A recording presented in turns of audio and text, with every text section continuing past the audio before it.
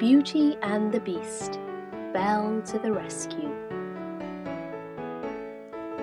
One afternoon, Belle walked into the kitchen with a bag of clothing. "Mrs. Potts," she called, "I found this in the foyer." Mrs. Potts sighed.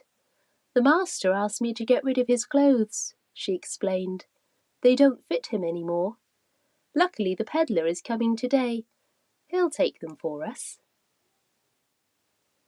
Belle put the bag in the foyer, then heard Chip calling her. "Belle, would you like to play hide-and-seek with me?" he asked. "I would love to," said Belle. She closed her eyes and counted to 20. "Ready or not, here I come," she called. Just then there was a knock on the door. The peddler had arrived with his cart full of goods. "We don't need anything today," said Belle, "but we do have something for you." She handed him the bag of clothing. "Thank you," exclaimed the peddler. He handed Belle a pair of ice skates. "I insist you take these in return.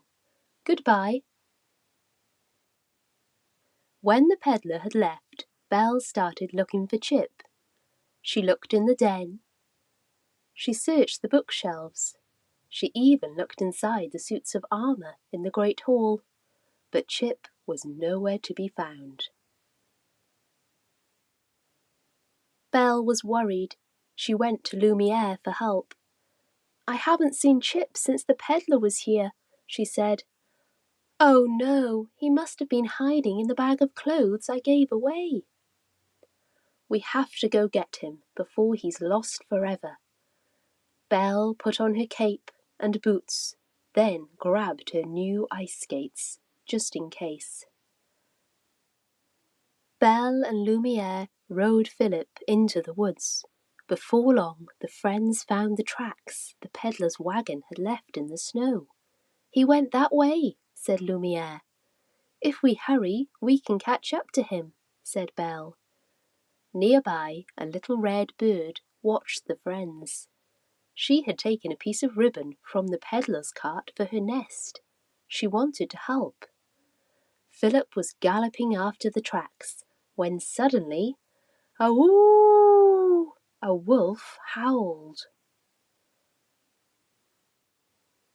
Philip reared back and stumbled off the road into a huge snowbank. Belle and Lumiere went flying. Belle pulled herself and Lumiere out of the snow. Then she dug Philip out with one of her skates. A few moments later, they were back on the peddler's trail, until the tracks disappeared in the new fallen snow. "Which way should we go?" asked Lumiere. The red bird knew. The bird flitted to a nearby tree where Belle finally noticed her. Belle climbed up to the bird and spotted the peddler in the distance. "He's across the lake," she called to her friends. "Thank you," she added to the bird. With the bird's help, Belle led her friends to the lake. They could see the peddler on the other side, heading away. They had to hurry. Belle tried to cross the frozen lake on Philip, but the ice began to crack. "Philip is too heavy," cried Lumiere. Belle had an idea. "My ice skates!" She strapped them on and was soon gliding swiftly over the ice, the little red bird flying at her side.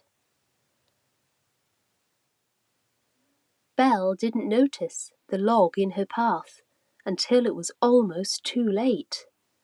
Luckily, she swerved out of the way just in time. Finally, Belle reached the peddler. "Monsieur," she called, "I think a very special teacup fell into the bag of clothes I gave you. It's small, with a chip on its rim." "You went to all that trouble for a teacup with a chip in it?" asked the peddler. "It's my favourite one," said Belle. She opened the bag and found Chip safely inside. "I bet you thought you'd never find me in this hiding spot," said Chip with a grin. I'm so glad I did, said Belle. Thank you for watching. Join us again for more stories from Teaching Your Child.